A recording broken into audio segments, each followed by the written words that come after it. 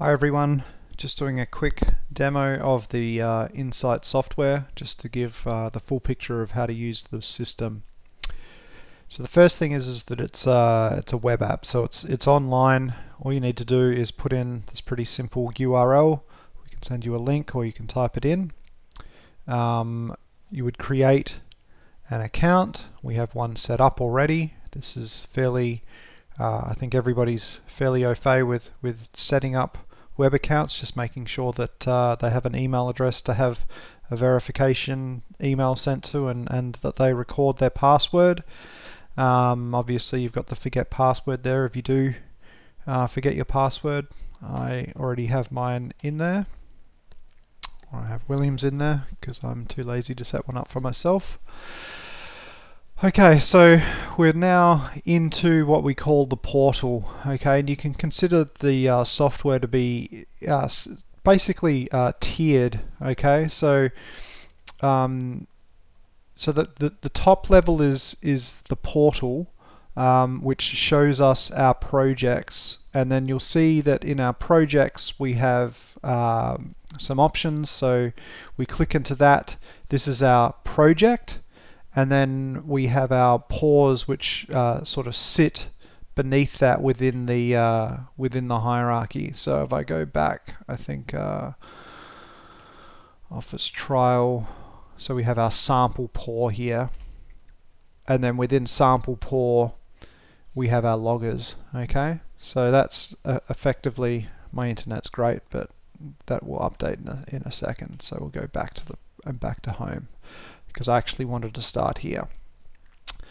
So the first thing you'll notice is that I can create a new project. So the idea would be that, you know, if you were starting a new project and you had a number of pores that you wanted to keep the data together with, you would create a new project. You have the ability to archive projects. In here you can see all of your calibrations for maturity, because the system can be used for maturity and for temperature monitoring. And then you have a system of inviting people to specific projects, and in here you can see whether somebody has accepted your invitation to a project. So we're going to click back into this particular project, and we'll run through this again. Okay, so obviously in a project you're going to have multiple pores, and in each pore you may have multiple points that you've data logged. So a pore is a collection of multiple loggers on site. So we can click between, obviously if there was more pores then we would have more options here, just like we had in the project section. We can also view our calibrations. So this is our maturity calibration. I'm going to delve into this in a second. And then we have devices, which are the base station and wireless remote that we showed you on the other video. So if you haven't seen that yet, you'll start to understand what those look like in there.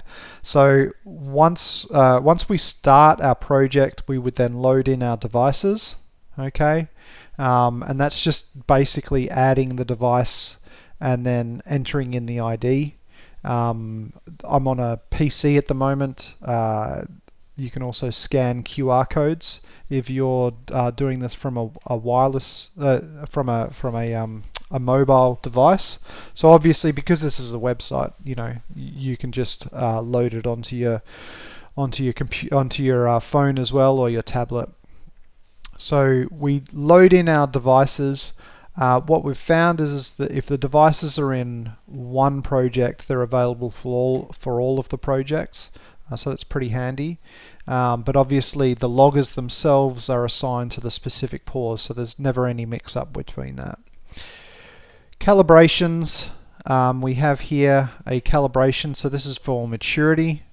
So this is relating the maturity, which is the integral of time versus temperature, to strength. And so we have a calibration that's already been set up here. So degrees C hours, that's that integral of time versus temperature, and we can see our strength increasing. And obviously if we log our maturity on site, it means that we can gain an understanding of what the strength is. This curve is built up from these points here, which are built in the lab. Okay, and if we take a look at adding a point, we can see here that all you would do is you'd put in the maturity, and then you could put in the strength, and you would add additional strengths because you would probably have one control cylinder and probably do multiple brakes between 2 and 3 brakes. It will average it, you save that, and it becomes a point on this graph, which means that we can then interpolate between those points and get a better understanding of what the strength is on site. Okay, this calibration is available inside of the project. Okay, Insite has made they would prefer that the calibration is for a specific project. It doesn't mean that you can't use a calibration in another project, but you need to duplicate that. So you need to make the conscious decision that you're going to share the calibration between one project and another. And the reason for that is pretty simple. You really want to discourage people from using the same calibration between projects without giving some thought to whether it's appropriate to do that, because obviously that could be quite dangerous, just randomly using a calibration that doesn't relate to the mix that you're actually using on site. Okay, so now that we've done that, we've gone through calibrations and devices. We can also take a look at users. So at the moment there's no invites. We could invite someone, okay, and then they are invited under this project, and that's where if we went back to home, we can see here any of the invitations that we had. Okay, we can archive the project, and there's a few settings and things that we can do. We can also, let's take a look at the actual pour. Okay, so we create a new pour, and then we add loggers to the pour. Okay, so at the moment we've got one logger that's added, and we can see all of the history from the logger. So we have temperature here, we have estimated strength using the maturity curve, we have the maturity gain over time, and then you'll notice here that there's a max differential.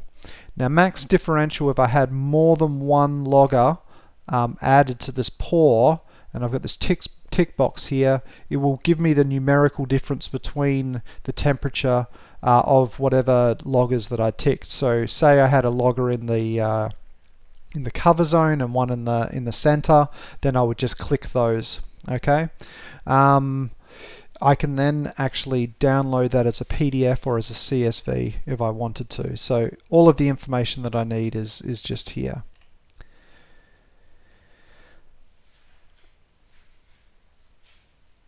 Okay, it's just internet is not running too well, so we'll go back into here.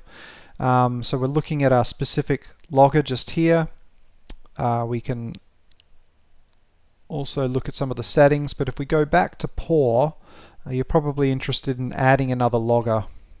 So at the moment we've only got one logger in there, but here we can add another logger by scanning a QR code. Each logger has a QR code on it, and if you're using a mobile device, obviously that would just enable the camera, or you can just put in the serial number. You would then name it and give it a color, so that's the color that it's going to show up on the graph, and then we would add it. Okay, that would mean that when we came into here that we would have a secondary logger noted along here. The next thing is alerts. Okay, so you're not always going to be on site. You're going to want to potentially set up some alerts so that you can learn what's going down on site, particularly if you're running in an automated system where you have wireless remotes plugged into each of your loggers. So all I do here is I click onto new alert, I select the type of alert that I want. Okay, so if it's temperature, a temperature differential, a specific strength, or just a scheduled email of the daily data. Okay, I would then So this is, I've chosen high temp, I would put in the maximum temperature. So I'm going to get an alert if it goes over that temperature, and I can select which loggers, or I can select all of the loggers if I want to. I give it a title, I give it a description, and if I tick here, I can send notifications noting that by ticking here, I'm going to get a text, here I'm going to get an email, okay? Or vice versa, whichever one you want. You can also attach a CSV or a PDF, so that's going to be quite useful for your scheduled one. Okay, so that could be, you could be off-site and just have the data sent to you once a day, or in the morning and in the afternoon, whatever you like. So there's a few that have been set up, and we can see here that they've had some notifications. So great, okay. The next one would be validation. This is specific to your calibrations for maturity. And so this is, you've got a calibration that you've set up using the method that I showed you before, but you want to check that your calibration is still valid. Maybe you're moving between seasons, and your concrete supplier, they do adjust their mixes over time, so you just want to make sure that you don't get caught out by a change in the mix that you're not aware of. So the idea of a validation is that we try to hit the curve with some cylinders. So basically what we'd do is we'd put a logger in a cylinder, and then we'd have a couple of other cylinders. They would just be randomly taken from a pour on site, and then from the cylinder with the logger in it, we would get the maturity, and we would crush the other cylinders, and that would create a point, okay? And we just add that point in. So maturity, however many cylinders that we cracked, and then that point would occur on here. And what we're trying to do is we're trying to hit the curve as closely as possible, and we've got these dotted guider lines to indicate what our tolerance is. If we're happy with 10, 15 or 20% tolerance, obviously it's going to create a point on here. At the moment this doesn't send a report, but that would be great if it sent a report, and the developer is really great and takes our advice on a lot of stuff, so I'm sure that feature will come soon. So we've gone down there. Basically, just to sort of give you that last overview of what am I going to do on site. Okay, so the first thing I'm going to do is I'm going to create a project. Okay, once I've created a project, I'm going to add devices to it.